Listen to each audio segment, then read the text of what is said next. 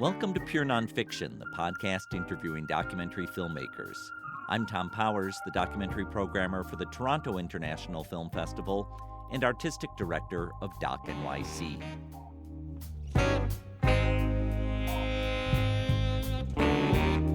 On this episode, I talked to Wad El-Khatib and Edward Watts, the directors of For Sama, that's Oscar-nominated for Best Documentary.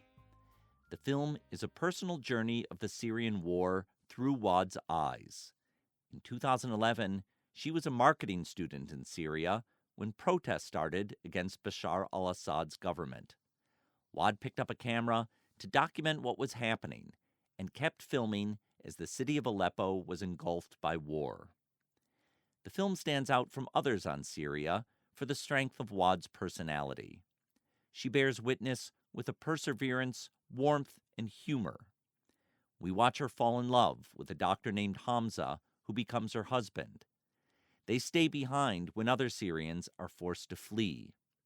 During the war, Wad gives birth to their daughter Sama.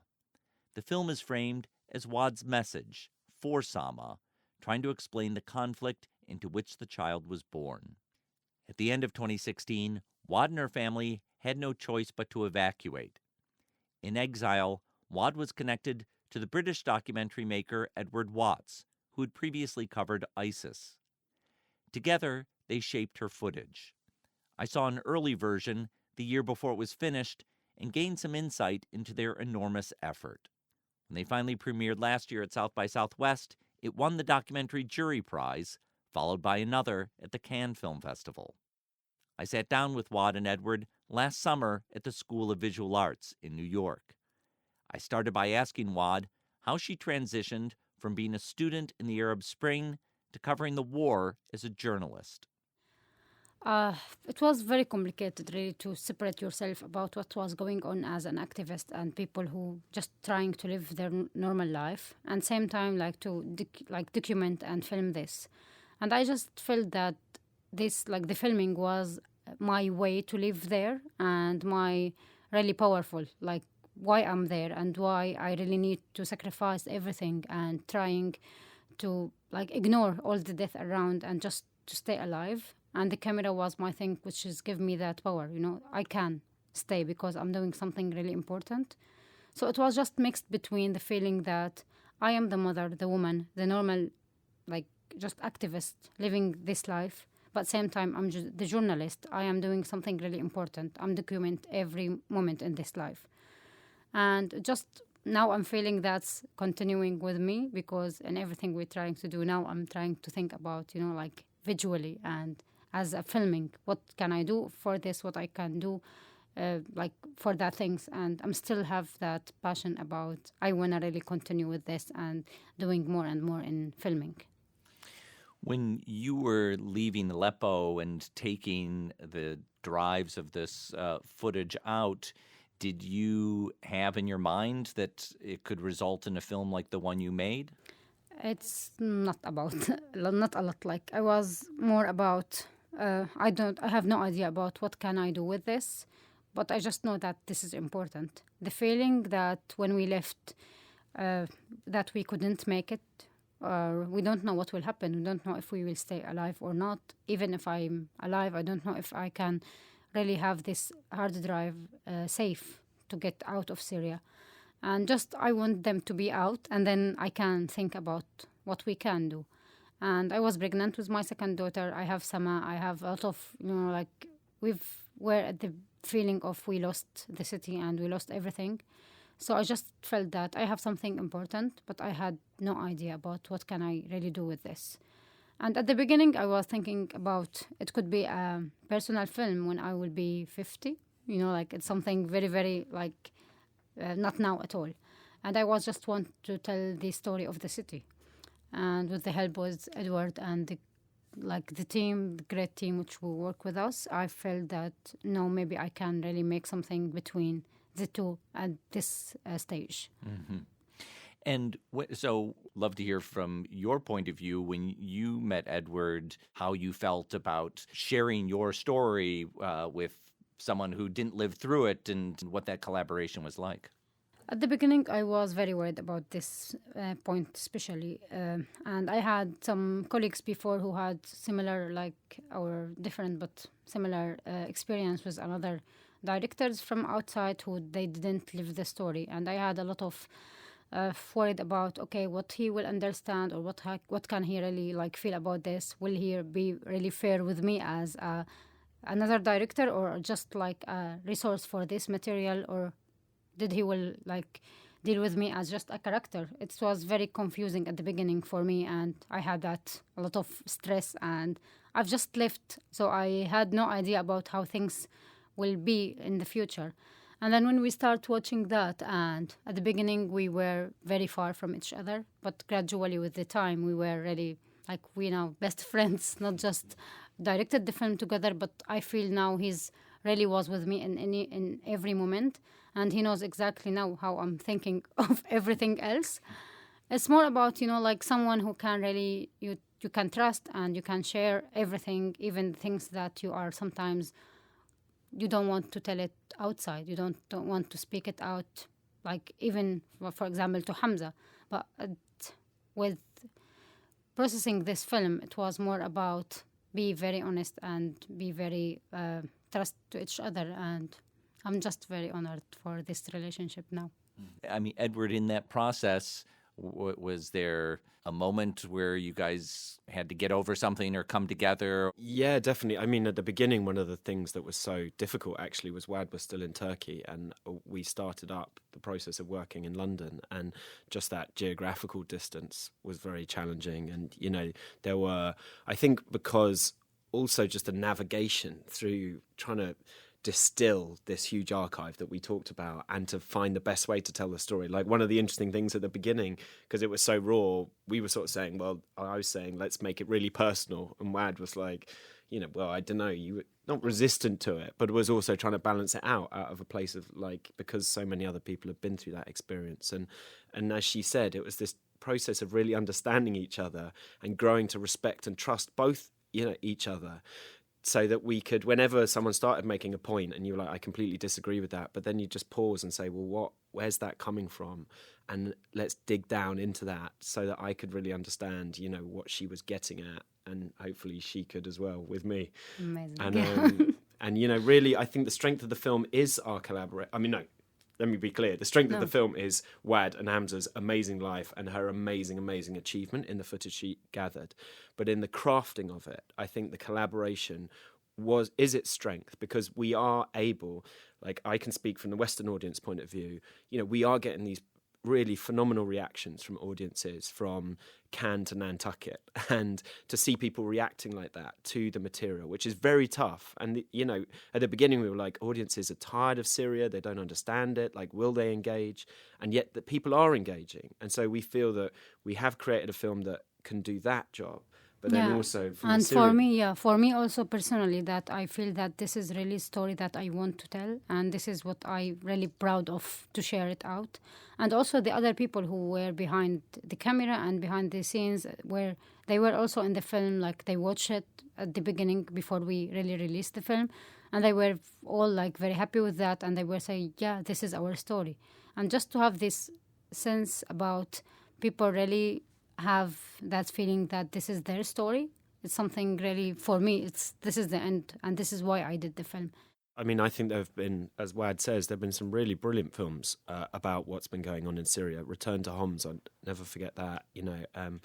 White Helmets was great, Last Men in Aleppo. But as soon as I started engaging with this material, I felt there was something unique in this that we hadn't seen before. And that was partly about Syria specifically, in the fact that it was a female lens and a sort of female perspective, but also, this whole like hinterland of humanity that wasn't actually about, the rebels and the government going toe to toe, in their armed struggle. It was about what was happening behind the lines to the people.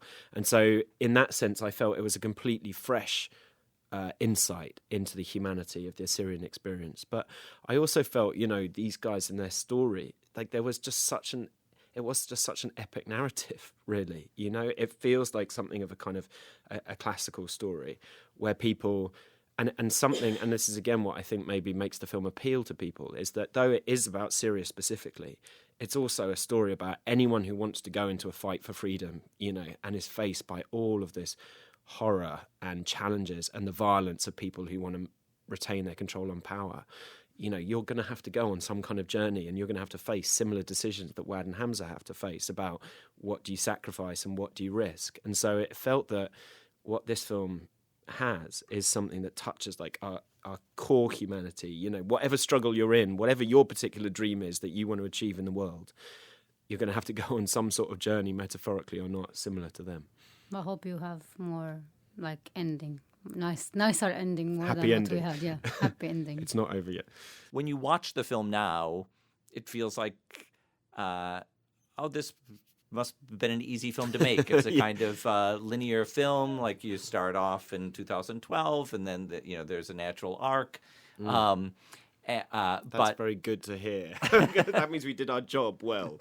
We hid all the. But I know from following the project over some time that it didn't just come out that way. It definitely didn't. Yeah, it was a extremely intricate and complicated process, I think. And I think when you're trying to distill something so big, both in the human, the personal story, but also in the grand picture of the conflict and everything, it's not an easy thing to do. And to try and find this weaving together of all these different elements that were caught up in this film and in this story, the dark side, but also the light, it's just so important to us that, and this goes back to, other films that have been made about conflicts, all conflicts really, in my experience of covering conflict zones, the way that people, it actually does bring out the best in them as well. The humour, Syrians are hilarious, some more than others. And the footage was also full of these jokes as well in amongst it. And so to try and get that balance right,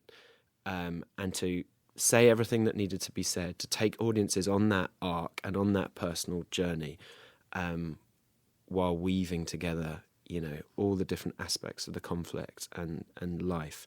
It was a complicated process. And I do believe without the first big process that we did at the beginning before we twist everything, we couldn't make it like now, because it was really huge archive. And even for me, it was complicated for me to understand my story, even if I've lived through that and filmed everything.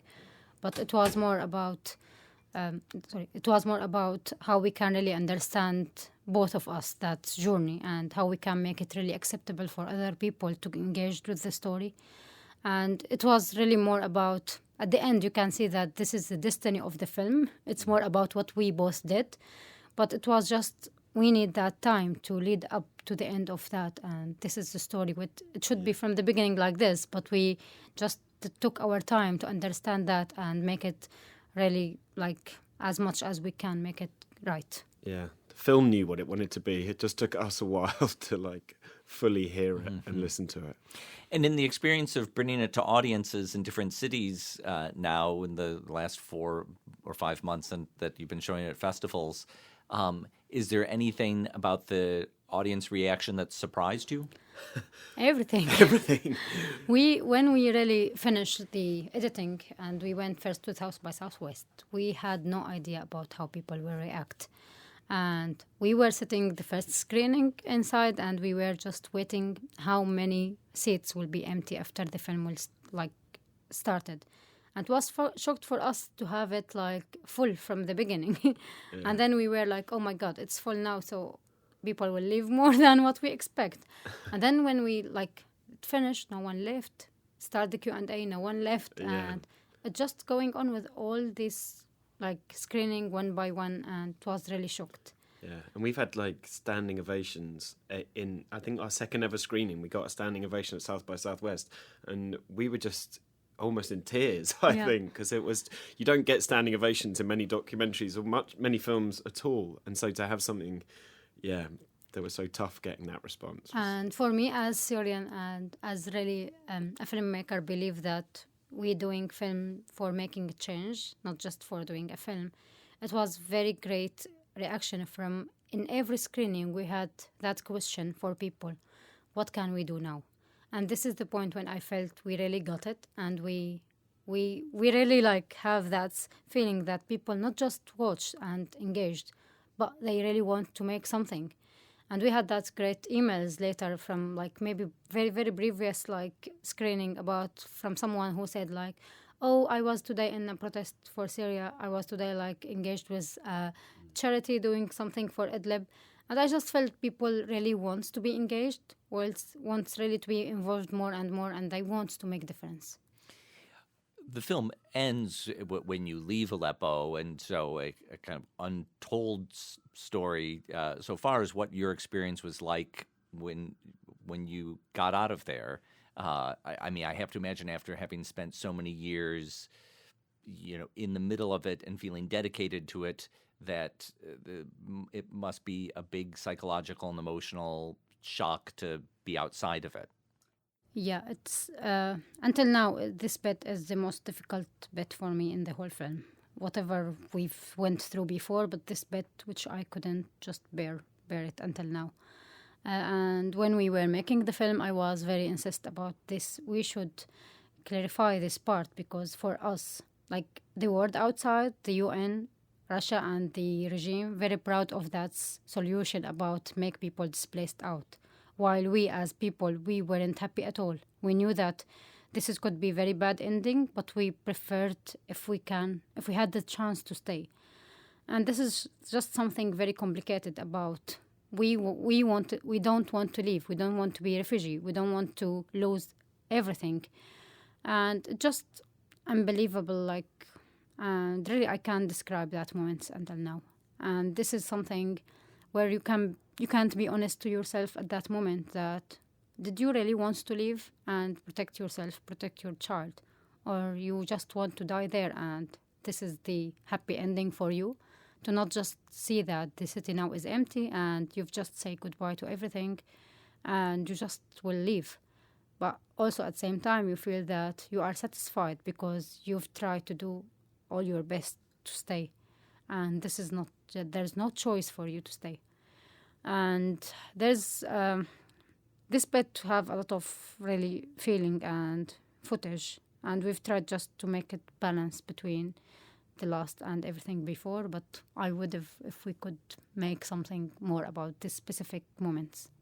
I mean, sometimes you'll hear people talk about working on a film as being a kind of therapy, and perhaps it's too glib a way to describe it, too easy a way to describe that. But I wonder, in your experience, if there was something therapeutic, or was it re-traumatizing? It was mixed between two things. I've tried at the beginning, and I thought maybe if I've started to do that, I will understand exactly what we went through and why, and what happened at the end. Because maybe until now, I can't really understand why it ended up with us with the displacement. But during the process, when you start to not just watch the footage or edit that, but you should also wants to explain to like Ed or people around us a lot of details of the details and the background of the scenes and what was going on and who's these people and why that's happened. And it sometimes just need a lot of effort and a lot of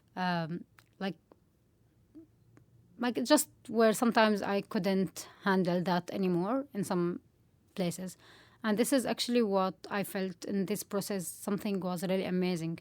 People like Ed and our executive producers, the whole team, were really care about me more than the film itself. And I felt that in many moments where I was just trying to ignore my feeling because for me the film is more than important than me. So this is responsibility about I should tell the story, but same time I can't do that. So they were stand up and take my hands and more care now about me and just forget for now about the film. So this like kind of relationship which was more about as a family more than as a work team. So it was very complicated, very long, and at the same time there's a feeling of when you do documentary and that the story it's end, but for me this is not ending anymore. It's still happening in another place, which is now Idlib, the last place out of the regime control. And same people who were displaced with us from Aleppo to Idlib, they are now facing the same situation again. So I just feel I can't think about what the trauma that I have now, while others' mothers still having the same scenario exactly as we're speaking now. It's just, unbelievable that these things happened 3 years ago, and 3 years later now it's still happening. And just I feel now it's more about I'm doing that because I should do it. I must do it. I lived that. I know how people live. And I filmed that. And this is something really important to make people understand about how people can really went through this experience, and how people outside should see the story from an eye who were living inside and experienced this as not just a journalist, but a normal people living their normal life. Edward, I wonder if you can describe, the strength that you've observed in Wad and her ability to, to tell this story.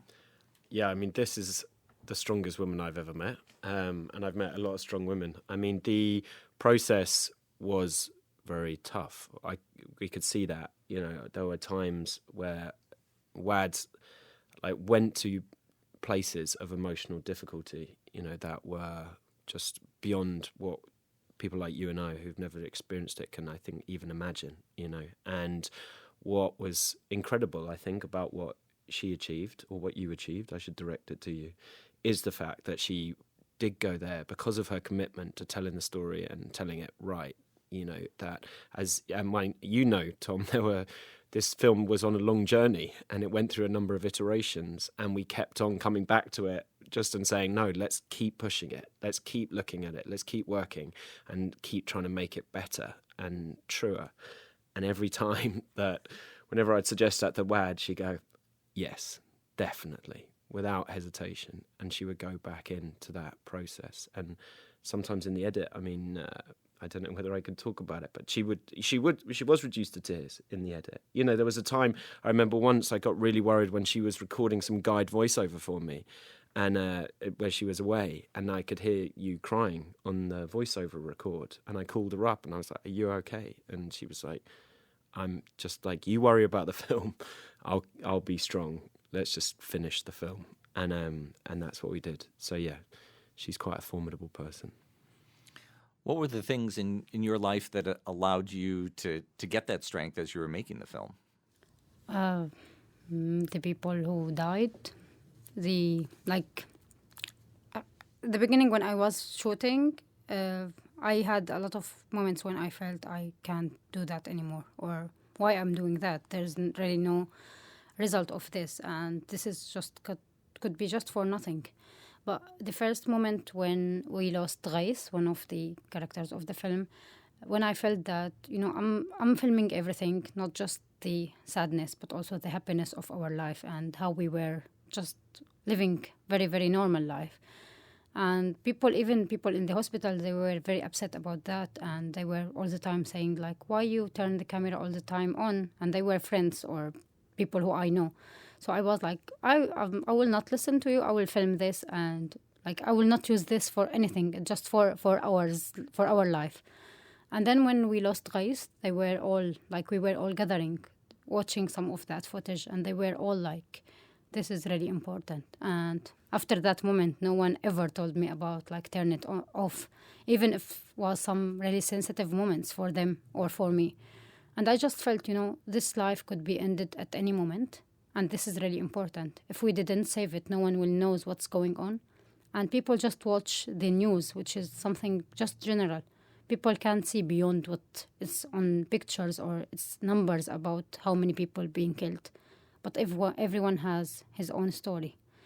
And the feeling that after, with the time we lost Omar, and when we lost Mahmoud, we lost many people who we knew, and also the people who were living in the city. We had that strange relationship about we are all as a family, even if you don't know these people.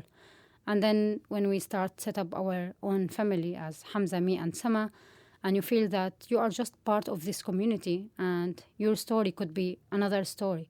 So just more about, we have that responsibility about should be recorded, should be saved, and we don't know when it will be ended, so it's just really important. When you bring this film to Western audiences, what do you hope that they take away from it? The first thing, the whole picture about the Syrian war, it's not a civil war. It's more about revolution, and people, they deserve life. And everything they've been trying to do is just to make their life better. But everything they got it at the end, it was just violence and violence. It's also about the refugees issue. And when you've seen any refugee around the world, you should know that this refugee has a story. And they are not here because it's just a great opportunity for them. They've lost a lot of things until they arrived here. And even when are they here, I'm sure that, and I've felt this is very general in all the people who I know, and they've left, even if they left very early. They have that feeling about they've just waiting to the moment when they can be back and they can bring their old life back. So just try to, I don't know how to help these people, but it's also about just respect their experience and their living their new life here. It's no one really wants to be here. This is my feeling until now. And with everything now, I'm working, Hamza's working, the kids are very safe and very nice place. But also I feel that in any moment I could have been back, I will do that now and tomorrow and any day.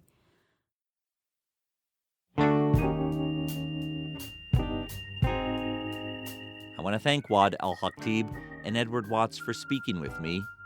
Their film, For Sama, is now streaming on PBS Frontline and is Oscar nominated for Best Documentary.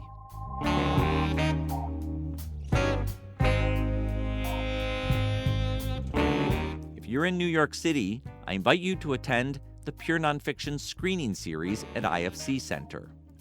Every Tuesday night, we show a documentary followed by a conversation with the filmmakers.